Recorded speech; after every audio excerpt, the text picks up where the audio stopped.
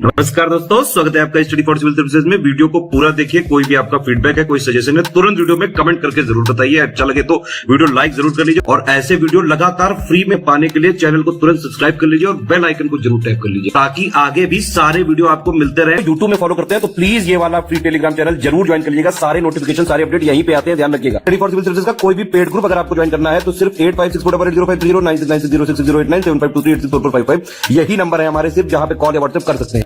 Instagram पे हमारा page जरूर फॉलो कर लीजिएगा, स्टडी फॉर सिविल .सर्विसेज है।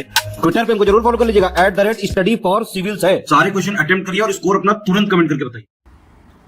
दोस्तों नमस्कार, स्टडी फॉर सिविल सर्विसेज में आप सभी का स्वागत है। यूपीपीएससी पेड क्विज 2024 के लिए हम लगातार देख रहे हैं अभी से ही, और ये हम सीरीज कंटिन्यू करेंगे आपके एग्जामिनेशन तक। ठीक है, काफ़ी जो कह लीजिए मोस्ट एक्सपेक्टेड क्वेश्चंस हैं उसको यहाँ पे करवाया जाता है, जो सीधे सीधे या इनडायरेक्टली रूप से भी आपको आपके एग्जाम में देखने को मिलते हैं। उसी क्रम में ये काफ़ी इंपॉर्टेंट है। ठीक, तो इसको प्लीज़ फॉलो करिएगा, रिक्वेस्ट है आपसे। और हमारे यूपीपीएससी के जो है पेड ग्रुप्स भी स्टार्ट हैं। अगर एडमिशन लेना चाहते हैं आप तो डिस्क्रिप्शन बॉक्स में कॉन्टैक्ट डिटेल्स हैं, उस पर पूरी जानकारी ले सकते हैं कॉन्टैक्ट करके आप। ठीक, तो हम स्टार्ट करेंगे आज का वीडियो फर्स्ट क्वेश्चन के साथ। पूछा गया है आपसे कि चित्रकूट जलप्रपात को भारत का नियाग्रा जलप्रपात की संज्ञा दी जाती है, तो यह किस नदी पर स्थित है ये बताना है। वाटरफॉल्स का भी एक जो कह लीजिए टॉपिक है, यूपीपीएससी आयोग अक्सर उसको पूछता है। तो जैसे नायग्रा फॉल काफ़ी फेमस है, आप देखेंगे नायग्रा रिवर से संबंधित कनाडा बॉर्डर के रीजन में, वैसे ही इंडिया में चित्रकूट जलप्रपात जो है ना, चित्रकोट भी इसको कई बार कहा जाता है। तो ये इससे आपका जो है इसमें छत्तीसगढ़ स्टेट में है और इंद्रावती रिवर से एसोसिएटेड है। लगभग 90 फीट की जो कह लीजिए एलिवेशन ये इस फॉल्स का है ना। तो सी विकल्प को चुनेंगे। आधारभूत उद्योग के अंतर्गत निम्नलिखित में से कौन सा उद्योग शामिल नहीं है। तो हमारे इंडिया में आप देखेंगे जो कोर इंडस्ट्रीज़ हैं जिनके बेसिस पे ये index of industrial production release किया जाता है डेटा, उसमें 8 उद्योग शामिल हैं, जिसमें से कोल, फर्टिलाइज़र, सीमेंट, ठीक है, और इसके अलावा जैसे नेचुरल गैस, ऑयल, और क्या बच गया आपका जो है क्रूड ऑयल। ठीक, मतलब क्रूड ऑयल ही कह लीजिए, और इलेक्ट्रिसिटी और स्टील, और एक और कौन सा बच गया, ये रिफाइनरी प्रोडक्ट्स जो हैं। ठीक, इसमें ई कॉमर्स जो है हमारे इन 8 उद्योगों में नहीं है। नेक्स्ट है, भारत में माइक्रोसॉफ्ट के द्वारा लॉन्च किए गए प्रोजेक्ट एलोरा, इंग्लिश में देखिएगा, इसका जो संबंध है वो किस इसमें से विषय से है। तो यहाँ पे एलोरा जो इंग्लिश में लिखा है, इसका बेसिकली एक शॉर्ट फॉर्म है ये। इसको एक्सपैंड कर सकते हैं, इनेबलिंग लो रिसोर्स लैंग्वेजेस। ठीक, तो लैंग्वेज के प्रिजर्वेशन से संबंधित है ये। कुछ हमारी जो कह लीजिए ऐसी भाषाएं हैं जिनका बहुत ही ज़्यादा ऑनलाइन प्रेजेंस नहीं है आज के डिजिटल युग में। ठीक है, तो एक उसी के लिए डिजिटल इकोसिस्टम डेवलप करने का एक कॉन्सेप्ट है, और इसमें मुख्य रूप से जो ये फोकस लैंग्वेजेस हैं, जैसे ये गोंड ट्राइब वाली गोंडी लैंग्वेज है। ठीक, इसके अलावा ये मंदारी है और ईदू मिश्मी है ना, ये मुख्य रूप से इस पर टारगेट है। तो यहाँ बी विकल्प को चुनेंगे। विक्टोरिया झील किन अफ्रीकी देशों के मध्य स्थित है। अफ्रीकन कॉन्टिनेंट में देखेंगे तो तंजानिया और युगांडा, और थोड़ा सा बॉर्डरिंग इसका है केन्या का, है ना, इनके मध्य में है। तो विकल्प ए ही हमारा करेक्ट हो जाएगा। इसको एक बार मैप में प्लीज लोकेट कर लीजिएगा। हाल ही में प्रकाशित पुस्तक विक्ट्री सिटी किसने लिखी है। काफ़ी फेमस एक राइटर हैं सलमान रुश्दी, काफ़ी मतलब विवादास्पद भी इनकी कुछ पुस्तकें रही थी पहले।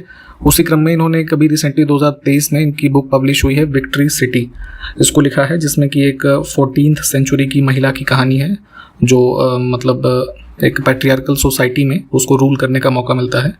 तो हालांकि ये डिटेल बहुत है, यहाँ पे बुक और इसका राइटर का नाम ध्यान रखें। इसमें देखें कौन सी झील एक लगून नहीं है। तो बेसिकली लेक्स के बारे में टर्म जो लगून आप पढ़ते हैं, लगून क्या है कि एक ऐसी वाटर बॉडी जो किसी बड़ी वाटर बॉडी से एक तरीके से सेपरेट हो रही है, ठीक है, या उसके एडजेसेंट उसकी लोकेशन है। तो इंडिया में ऐसी कई सारी लेक्स हैं जो लगून हैं। ठीक, और इसमें अगर हम देखें तो अष्टमुडी, चिल्का, पुलिकट, है ना, इसके अलावा जैसे वेम्बनाड, ये सब हमारी लगून के एग्जांपल्स है। पेरियार इसमें नहीं होगा। ठीक, यहाँ पे हम इसको चूज करेंगे सी विकल्प को। आपके लिए काम ये है कि जो भी यहाँ पे अब लगून के एग्जांपल के तौर पे ये आपने देखा, इनको एक बार मैप में देखिए और ये पता करिए कि इनके एडजेसेंट कौन सी वाटर बॉडीज हैं जो लार्ज वाटर बॉडीज हैं। ठीक, कुछ इस तरीके से चीज़ों को अगर पढ़ने की कोशिश करेंगे तो फिर ये बहुत लंबे समय तक आपको याद रहेगा, बार बार पढ़ने की जरूरत नहीं पड़ेगी। यहाँ पे कुछ नेशनल पार्क्स हैं और कौन सा उसका पेयर सुमेलित नहीं है उसके पर्टिकुलर राज्य से, तो ऑप्शन डी गलत हो जाएगा। सिमलीपाल नेशनल पार्क जो है ये मध्य प्रदेश में नहीं है, ओडिशा में है। हैदराबाद में आयोजित भारत की पहली फार्मूला ई प्रिक्स 2023 किसने जीता है? तो फार्मूला रेसिंग का जो गेम होता है आपने देखा होगा, उसमें हैदराबाद में आयोजन हुआ है अभी रिसेंटली, और यहाँ पे जो जीतने वाले प्लेयर हैं जीन एरिक वर्गन। नेक्स्ट है भारत का पहला निजी बंदरगाह यानी कि प्राइवेटली डेवलप्ड पोर्ट, ठीक, जिसका नाम है पीपा वाव, किस राज्य में स्थित है? तो ये आप देखेंगे कांडला मुंबई पोर्ट्स के बीच इसकी लोकेशन पड़ेगी, पोर्ट ऑफ पीपा वाव, गुजरात, ठीक। अराउंड 1992 में इसको जो है डेवलप किया गया है, एक तरीके से कह लीजिए जॉइंट वेंचर है, ऑप्शन सी। संविधान सभा के द्वारा गठित संचालन समिति के अध्यक्ष निम्नलिखित में से कौन थे? तो कॉन्स्टिट्यूएंट असेंबली में देखेंगे कई सारी छोटी बड़ी कमिटीज बनती हैं जिनके अलग अलग टास्क उनको डेजिग्नेट किए गए थे। उसी क्रम में जैसे कुछ जो फेमस कमिटीज हैं, जैसे संविधान सभा की संचालन समिति जो थी उसके अध्यक्ष थे डॉक्टर राजेंद्र प्रसाद। जवाहरलाल नेहरू जी की बात करें जैसे, तो ये आपका जैसे ये यूनियन कॉन्स्टिट्यूशन कमेटी थी या यूनियन पावर कमेटी कह लीजिए, इन सब के अध्यक्ष थे, ठीक। और जैसे भीमराव अम्बेडकर जी की बात करें तो ये ड्राफ्टिंग कमेटी के अध्यक्ष थे, है ना। तो इन प्रकार से इन नामों को ध्यान रखना है। इसमें देखें पारिस्थितिकी तंत्र का चालक बल क्या होता है? The driving force of an ecosystem. तो इन्वायरमेंट इकोलॉजी का जब आप सब्जेक्ट पढ़ेंगे तो ये टर्म इकोसिस्टम आपको डिफाइन होना ज़रूरी है। इकोसिस्टम क्या होता है कि एक प्रकार की कम्युनिटी है जिसमें लिविंग ऑर्गेनिज्म जो है बायोटिक और एबायोटिक कंपोनेंट के साथ लिंक है, ठीक है, और जहाँ पे न्यूट्रिएंट साइकिल या एनर्जी फ्लो ये सब आप पढ़ते हैं, ठीक है। ये सब कंपोनेंट्स हैं हमारे किसी इकोसिस्टम के। तो अब इस किसी इकोसिस्टम में जो एनर्जी एंटर करती है जो कि उसका ड्राइविंग फोर्स है, ठीक है, तो वही यहाँ पे कहा गया है कि अब ड्राइविंग फोर्स फॉर इकोसिस्टम जो है वो क्या है? तो सोलर एनर्जी जो आती है, सौर से निकलने वाली सौर ऊर्जा, तो पौधों वगैरह के माध्यम से, यानी कि जो फोटोसिंथेसिस की प्रोसेस करते हैं वो, उसके माध्यम से एनर्जी उनको रिसीव होती है। फिर वो जो अलग अलग ट्रॉफिक लेवल्स आप देखते हैं उसमें एनर्जी ट्रांसफर होती है। तो कुछ इस प्रकार से ये सिस्टम काम करता है। तो यहाँ पे ऑप्शन सी को चुनेंगे। इसको डिटेल में आप जो है एनवायरनमेंट के सब्जेक्ट में प्लीज पढ़िएगा। नेक्स्ट है समलैंगिक विवाह की अनुमति देने वाला पहला सेंट्रल यूरोपीय देश कौन सा बना है? तो सेम सेक्स मैरिज जैसे कि पुरुष से या फिर महिला से, तो ये इसमें सेंट्रल यूरोपियन रीजन में देखेंगे तो एस्टोनिया अभी रिसेंटली जो है इसने ग्रांट किया है, ठीक। तो ऑप्शन बी को चुनेंगे। रिसेंटली अंतर्राष्ट्रीय योग दिवस मनाया गया 2023 का। तो थीम हमारा ध्यान रखेंगे वसुधैव कुटुंबकम के लिए योगा फॉर वसुधैव कुटुंबकम। तो कब मनाया गया ये? 21 जून को, ठीक, ऑप्शन डी। नेक्स्ट है भारतीय सैन्य दल ने किस देश में आयोजित बहुराष्ट्रीय संयुक्त अभ्यास, एक मल्टी नेशनल जॉइंट एक्सरसाइज है, military exercise x Khan quest, ठीक है, इसमें भाग लिया है। तो कुल मिला के एक्स खान क्वेस्ट का लोकेशन पूछा गया है, तो ये आयोजित हुआ है मंगोलिया में, ठीक। सिक्किम के गंगटोक में छठी युवा पुरुष राष्ट्रीय मुक्केबाजी चैंपियनशिप 2023 का खिताब किस टीम ने जीता? यहाँ पे जीता होना चाहिए, कोई बात नहीं। तो ये जो है सर्विसेज स्पोर्ट्स कंट्रोल बोर्ड, इनकी टीम ने जीता है। ऑप्शन यहाँ पर लोकेशन ध्यान रखेंगे, गैंगटोक में आयोजन हुआ था। 2023 के लिए जर्मन बुक ट्रेड का शांति पुरस्कार किसको प्रदान किया गया है? तो जर्मन बुक ट्रेड 2023 के लिए ये अवॉर्डेड हैं। अभी हमने इनकी पुस्तक भी देखी थी ऊपर, सलमान रुश्दी, ठीक, इनको दिया गया है। और अराउंड अक्टूबर में ये फ्रैंकफर्ट बुक फेयर आयोजित होगा, वहाँ पे ये अवार्ड जो है अवार्ड किया जाएगा।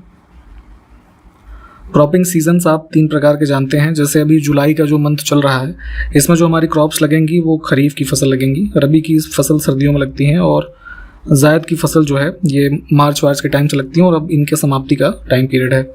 तो उसी क्रम में इनकी जो फसलें होती हैं ये पूछी जाती हैं। तो अब इसमें से कौन सी खरीफ की फसल नहीं है? तो सोयाबीन, ग्राउंडनट, अरहर ये सब खरीफ में आ जाएंगी। मस्टर्ड जो है ये सर्दियों के मौसम में लगती है। तो इंडिया के हिसाब से कौन सी क्रॉप हो गई है? रबी। कौन सा राज्य देश के पहले मोटो जीपी कार्यक्रम की मेजबानी करेगा? तो बाइक रेसिंग का इवेंट होता है जैसे फार्मूला 1 कार के लिए होता है ना, तो ये आपका होगा उत्तर प्रदेश में। ये यहाँ पे जो बुद्धा इंटरनेशनल ये है सर्किट है ग्रेटर नोएडा में, वहाँ पे अराउंड सितंबर के आसपास, ठीक। हाल ही में प्रकाशित पुस्तक इंडियाज फाइनेंस मिनिस्टर्स किसने लिखी है? तो ये एक हमारे जर्नलिस्ट हैं A.K. भट्टाचार्य, इनकी पुस्तक है, ऑप्शन डी। उत्तर प्रदेश के किस जिले का बेलहत्थी ग्राम, इसको राज्य का पहला ग्राम वन घोषित किया गया है? तो विलेज फॉरेस्ट डिक्लेयर किया गया था जो है यहाँ पे, ये गांव सोनभद्र जिला जो है पूर्वी उत्तर प्रदेश में, यहाँ का है। ठीक है, एक प्रकार का जीके का क्वेश्चन है, तो इसको ध्यान रख सकते हैं आप। भारतीय संसद के इतिहास में पहली बार अविश्वास प्रस्ताव कब रखा गया था? नो कॉन्फिडेंस मोशन पॉलिटी में आप पढ़ेंगे, जो सरकार होती है उसके अगेंस्ट में 50 लोगों के, जो उस हाउस के 50 मेंबर्स हैं, उनके सहमति वाला एक प्रस्ताव जो आएगा उसको अविश्वास प्रस्ताव कहते हैं, और उस पर फिर सरकार को अपने जो मेंबर्स हैं उसकी वोटिंग को कंफर्म करना होता है, अदरवाइज सरकार जो है गिर जाती है। तो सबसे पहले ये इंट्रोड्यूस हुआ था जो है इंडिया चाइना वॉर के बाद 1963 में, है ना। आचार्य कृपलानी जो थे उस समय ये इसको इन्होंने इंट्रोड्यूस किया था, तो ध्यान रखेंगे ऑप्शन ए। सर्वाधिक देशों वाला महाद्वीप कौन सा है? तो जितने भी 7 कॉन्टिनेंट्स आप पढ़ते हैं, सबसे ज़्यादा जो देशों की संख्या है वो अफ्रीकन कॉन्टिनेंट में है, लगभग 54। ऑप्शन ए को चुनेंगे। जरा आप हमको ये कमेंट करके बताएं कि एशिया में कितने देश हैं, जरा बताइए। तो अफ्रीका महाद्वीप की सर्वोच्च चोटी कौन सी है? तो जैसे विश्व में सबसे ऊंची चोटी माउंट एवरेस्ट आप देखते हैं, कहाँ है? नेपाल में। ठीक, उसी प्रकार से अफ्रीकन कॉन्टिनेंट की जो सबसे ऊंची है वो किलिमंजारो है, तंजानिया में, और इसकी एलिवेशन की अगर हम बात करें तो लगभग 5,800 प्लस मीटर्स का एलिवेशन है। ठीक, जनगणना 2011 के अनुसार सेंसस, देखिए भाई नया हो नहीं पा रहा है, 2021 में होना था लेकिन अब तक नहीं हुआ, पता नहीं क्या कारण है, कोविड भी खत्म हो गया है, बट स्टिल। तो एग्जाम के दृष्टिकोण से अगर हम देखें तो आपके लिए, हमारे लिए डेटा जो है 2011 का ही रिलेवेंट है अभी भी। तो उसके हिसाब से देखेंगे सर्वाधिक स्लम आबादी, यानी कि जो बस्ती होती है एक प्रकार से, है ना, झुग्गी झोपड़ी, उसकी सबसे ज़्यादा जनसंख्या जो है किस राज्य में थी? तो ये महाराष्ट्र में थी। जैसे एशिया का सबसे बड़ा जो ये बोलते हैं ना कि स्लम कौन सा है, तो धारावी, वो भी महाराष्ट्र में ही है, मुंबई में।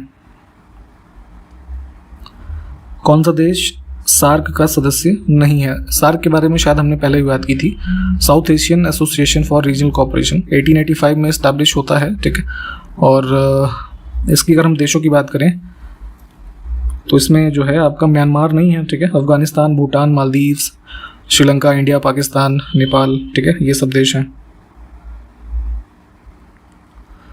तवांग बौद्ध मठ भारत के किस राज्य में स्थित है? तो बुद्धिस्ट मोनेस्ट्रीज हैं, जो बुद्धिस्ट मॉन्क और इन सब के निवास स्थान या प्रे से संबंधित आज की डेट में आप जानते हैं। तो भारत का सबसे बड़ा ये बौद्ध मठ भी है, ये तवांग, जो कि अरुणाचल प्रदेश में है, ऑप्शन बी। इसमें देखें वर्ल्ड इकोनॉमिक फोरम के द्वारा जारी ग्लोबल जेंडर गैप रैंकिंग 2023 में 146 देशों में भारत जो है किस स्थान पर है? तो रिसेंटली जो है 17th एडिशन है ये, है ना, वर्ल्ड इकोनॉमिक फोरम के द्वारा ग्लोबल जेंडर गैप रिपोर्ट का। ठीक है, तो मुख्य रूप से पुरुष और महिला के दो जेंडर जो हैं उनके मध्य मतलब कई सारे आयामों पे इसमें अंतर के बारे में बताया जाता है। तो ग्लोबल लेवल पे जो ये 146 कंट्रीज़ की रैंकिंग है, इसमें इंडिया की अगर हम बात करें तो ये 2023 वाले में जो है 127 नंबर पे, है ना, रैंकिंग इंडिया को की गई है। तो इतनी असमानता है एक प्रकार से। नेक्स्ट है भोपाल गैस त्रासदी के समय किस गैस का रिसाव हुआ था? तो मध्य प्रदेश के भोपाल में एक फैक्ट्री थी, यूनियन कार्बाइड फैक्ट्री, एक यूएस बेस्ड सब्सिडरी की कंपनी कह लीजिए थी। तो दिसंबर 1984 में रात में जो है लगभग 45 टन्स, है ना, इसमें ये मिथाइल आइसोसाइनाइड जो है इसका रिसाव हुआ और बहुत सारे लोगों की जो है इसमें जाने गई। तो ये कई बार अक्सर पूछा गया है, ध्यान रखेंगे यहाँ पे, ऑप्शन डी। हाल ही में भारत ने किस देश को INS कृपाण इसको उपहार में देने की घोषणा की है? तो एक इंडियन नेवी का, है ना, ये शिप है, इसको गिफ्ट किया गया है वियतनाम को। हाल ही में राष्ट्रपति द्रौपदी मुर्मू ने राष्ट्रपति भवन में वर्ष 2022 और 23 2 वर्षों का मिलाकर के है, इसके लिए कितने नर्सिंग पेशेवरों को राष्ट्रीय फ्लोरेंस नाइटिंगेल पुरस्कार प्रदान किए हैं? तो जो हमारे मेडिकल फैसिलिटीज़ में नर्सेज होती हैं उनको यहाँ पे 22-23 का मिलाकर के कुल 30 लोगों को ये अवार्ड दिया गया है, ऑप्शन सी। लेट्स मूव ये थीम है किसका? अंतर्राष्ट्रीय ओलंपिक दिवस 2023 का। तो ये किस दिन मनाया जाता है ओलंपिक डे, ये बताना है। तो ये जो है 23 जून को होता है। थीम ध्यान रखेंगे और ये भी ध्यान रखिए कि जो अगला ओलंपिक गेम्स होगा कहाँ पे, पेरिस में। लास्ट वाला कहाँ पे हुआ था, टोक्यो में, जापान में। भारत की तरफ से अभी एशियाई चैंपियनशिप में भवानी देवी ने जो है पदक जीता है और ये पहली भारतीय तलवारबाज बनी है ऐसा करने वाला। ठीक, तो ये पूछा गया है कि एशियाई चैंपियनशिप में इन्होंने कौन सा पदक जीता है, तो यहाँ पे इन्होंने जो है ब्रॉन्ज मेडल जीता था, ऑप्शन सी। नेक्स्ट है, हाल ही में अंतर्राष्ट्रीय ओलंपिक समिति ने ओलंपिक ऑर्डर से किसको सम्मानित किया है? तो WHO के हमारे जो डायरेक्टर हैं अभी, टेड्रोस घेब्रेयेसस नाम इनका डॉक्टर, इनको दिया गया है। 2020 का जो अभी हमने बताया कि टोक्यो गेम्स जो था वो मतलब 1 साल के लिए पोस्टपोन हुआ था, तो वो 2021 में कंडक्ट किया गया और उसको एक तरीके से कह लीजिए सक्सेसफुल बनाने के लिए इनके जो कुछ एफर्ट्स रहे डॉक्टर टेड्रोस के, उसको रिकॉग्नाइज करते हुए यहाँ पे इंटरनेशनल ओलंपिक कमेटी ने जो है उनको ये जो है अवार्ड दिया है, ओलंपिक ऑर्डर। 23 से 25 जून 2023 को पहले ओलंपिक ई स्पोर्ट्स सप्ताह की मेज़बानी किस देश ने की है? तो यहाँ पे ये इवेंट है ई स्पोर्ट्स वीक। इसमें बेसिकली क्या है कि जो जैसे कोई हमारे प्लेयर हैं, फिजिकल प्लेयर, ठीक, तो वो अपनी मेंटल एबिलिटीज़ और फिजिकल एबिलिटीज़ को कह लीजिए यूज़ करके कुछ सर्टेन वीडियो गेम्स जो हैं उसको एक कह लीजिए वर्चुअल माध्यम में उसके साथ कॉम्पीट करेंगे। तो उसी के रेफरेंस में यहाँ पे ये esports week, first Olympic esports week जो है आयोजित किया गया है 23 से 25 जून के मध्य सिंगापुर में। इंपॉर्टेंट रहेगा, ध्यान रखिएगा। हाल ही में ओमिक्रॉन वेरिएंट के लिए भारत की पहली स्वदेशी mRNA वैक्सीन, जिसका नाम यहाँ पे लिखा है GEMC-OVAC-OM, इसको लॉन्च किया गया है और इसको बनाने वाली कंपनी का नाम बताना है। तो यहाँ पे जेनोवा जो है बी विकल्प में इन्होंने डेवलप किया है और बेसिकली कोविड-19 का जो ओमिक्रॉन वेरिएंट था काफ़ी घातक था ये, तो उससे संबंधित ये एक प्रकार की बूस्टर डोज है। जैसे आपने कोविड की वैक्सीन लगवाई रही होगी ना, तो उसी प्रकार से यहाँ पे इसको डेवलप किया गया है। नेक्स्ट है, विश्व के सबसे बड़े रामायण मंदिर का निर्माण किस राज्य में शुरू किया गया है? तो ये जो है यहाँ बनाया जा रहा है आपका बिहार के ईस्ट चंपारण डिस्ट्रिक्ट में। इंपॉर्टेंट रहेगा ये भी, इसको जो थोड़ा सर्च करके और डिटेल में पढ़ लीजिएगा। 24 जून 2023 को जम्मू कश्मीर के श्रीनगर में बलिदान स्तंभ का उद्घाटन किसने किया है? तो ये आपका जो है श्रीनगर स्मार्ट सिटी प्रोजेक्ट के अंतर्गत ये बलिदान स्तंभ का निर्माण हुआ है, जो हमारे देश के शहीद जो ऑफिसर्स हैं, सिपाही हैं, उनको ट्रिब्यूट एक प्रकार का है और लाल चौक के निकट इसको जो है बनाया गया है। तो उद्घाटन किया था इसको जो है अमित शाह जी ने। इसमें से फॉसिल फ्यूल कौन सा नहीं है, जीवाश्म ईंधन? तो इसमें तो यूरेनियम मॉड हो जाएगा ना। निम्नलिखित में से कौन सा ब्रिक्स देशों में से नहीं है? तो 5 देशों का एक समूह है ब्रिक्स, जिसमें ब्राज़ील, रशिया, इंडिया, चाइना और साउथ अफ्रीका। ठीक, तो कनाडा यहाँ पे ऑड हो गया, इसको चुन लीजिए। देखिए 4 देशों के समूह के साथ ये ब्राज़ील, रशिया, इंडिया और चाइना, इनके साथ 2001 में इस ग्रुप को शुरू किया गया। लेटर ऑन 2010 में जो है साउथ अफ्रीका को भी इसमें ऐड किया गया है। और ब्रिक्स के जो इतने भी देश हैं उसको देखेंगे तो 40% ऑफ वर्ल्ड पॉपुलेशन जो है और लगभग 30% ऑफ वर्ल्ड GDP है ना, इन देशों के पास है। मानव शरीर में सबसे बड़ी ग्रंथि कौन सी है? तो ग्लैंड की बात करें तो ह्यूमन बॉडी में सबसे लार्जेस्ट है आपका ये लिवर। ठीक, सबसे लार्जेस्ट लिवर है, फिर सेकंड पे पैनक्रियास होता है। ठीक है, ये सब चीज़ें भी पूछी जाती हैं, थोड़ा ध्यान रखिएगा। महात्मा गांधी राष्ट्रीय ग्रामीण रोजगार गारंटी अधिनियम कब पारित हुआ था? मनरेगा की बात हो रही है। तो 100 दिनों के निश्चित रोजगार वाला एक प्रावधान करने का ये जो कानून था, इसको बनाया गया था 2005 में। ठीक है, ऑप्शन बी। निम्नलिखित में से किस देश की भारत के साथ सबसे लंबी स्थलीय सीमा है? तो लैंड बाउंड्री देखेंगे तो इसका एक शॉर्ट ट्रिक है, जो शुरू के 4 देश हैं जिनमें सबसे बड़ी से छोटी का क्रम है, तो ये है 55। ठीक है, बांग्लादेश, चाइना, फिर पाकिस्तान, नेपाल ऐसे है। तो बांग्लादेश के साथ लगभग 4000 से ज़्यादा किलोमीटर की बाउंड्री हमारी है, तो सबसे जो लंबी स्थलीय सीमा है इसको चुनेंगे। नेक्स्ट है, तवा किस नदी की सहायक नदी है? ट्रिब्यूटरीज अक्सर पूछी जाती हैं, तो जो कम से कम हमारी बड़ी नदियां हैं, है ना, और मुख्य नदियां जो भी हम पढ़ते हैं, गंगा, नर्मदा, गोदावरी, कृष्णा, ये सब, तो इनकी सहायक नदियां कम से कम पढ़ लीजिएगा। उसी में से तवा जो है ये आपका नर्मदा की सहायक है, ऑप्शन बी। इसमें कौन सा पेयर जो है सुमेलित नहीं है? तो 17 नंबर को अगर हम बात करें, जो हमारे भागों में से एक है, ऑफिशियल लैंग्वेजेस की बात करता है ये। ठीक है, ये बिल्कुल ठीक है, आर्टिकल 343 से लेकर के 351 के मध्य। ठीक, इमरजेंसी प्रोविजंस की बात करें तो ये भाग 18 में है, आर्टिकल 352 से लेकर के 360 तक। संविधान संशोधन की बात करें आर्टिकल 20 में, सॉरी ये भाग 20 में है, आर्टिकल 368 के मध्य। 14 नंबर भाग में जो है यहाँ पे भारत के क्षेत्र के भीतर व्यापार, वाणिज्य और गमनागमन, ये जो है 13 नंबर पार्ट में है। यहाँ पे 14 जो लिखा था ये गलत हो जाएगा। 13 में देखेंगे 301 से 307 के मध्य। फिर जो है 14 नंबर भाग में अगर हम बात करें तो services under union and states वाला जो कॉन्सेप्ट है ये है आर्टिकल 308 से लेकर के 323 के मध्य। तो इन सभी को देख लीजिएगा और डिटेल में। अब इसमें कौन सी सदिश राशि नहीं है? सदिश और अदिश के बारे में हमने बताया है आपको कि जहाँ पे मैग्नीट्यूड और डायरेक्शन दोनों होते हैं, है ना, उसमें आप उसको कह सकते हैं क्या? सदिश, ठीक। और जिसमें सिर्फ मैग्नीट्यूड हो उसको सिर्फ बोलते हैं क्या हम, जो है स्केलर क्वांटिटी। तो अब इसमें से आयतन जो है इसमें कोई भी दिशा नहीं होती, ठीक है। तो ये हमारा स्केलर का एग्जाम्पल हो जाएगा।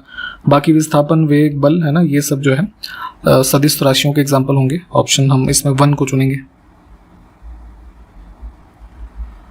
बौद्ध परिषद के 4 बैठक स्थलों को सही कालानुक्रमिक क्रम में व्यवस्थित करना है।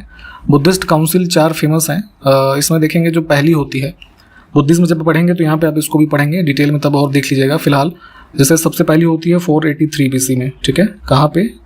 आपका जो है राजगृह 2 नंबर, इसको सबसे पहले ले लेंगे। और दूसरी होती है फिर 383 BC में, ये वैशाली में होती है, तो 1 हो गया हमारा, ठीक है। उसके बाद जो है तीसरी होती है अराउंड 250 BC के अंतर्गत पाटलिपुत्र में, तो 4 नंबर यहाँ पे आ गया। और फिर सबसे लास्ट में कुंडलवन, कश्मीर का जो रीजन है, यहाँ पे चौथी होती है अराउंड 72 AD में, ठीक। तो कौन सा कोड बना हमारा? ऑप्शन डी वाला।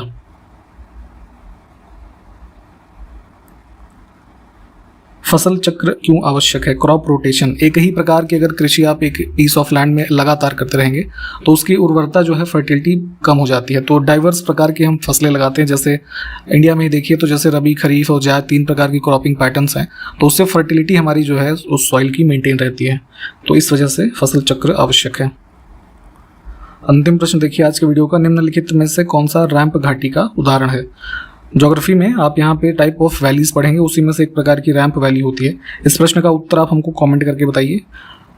अगले वीडियो में आपके इस उत्तर का हमें इंतजार रहेगा, ठीक है। तब तक इसको कमेंट करके बताइए। और जो भी प्रश्न मैप वाले हमने देखे हैं या जिन प्रश्नों के बारे में डिटेल में बताया गया है पढ़ने के लिए, प्लीज़ उसको पढ़ लीजिएगा। हम कंटिन्यू करेंगे अगले वीडियो में। तब तक के लिए नमस्कार, जय हिंद।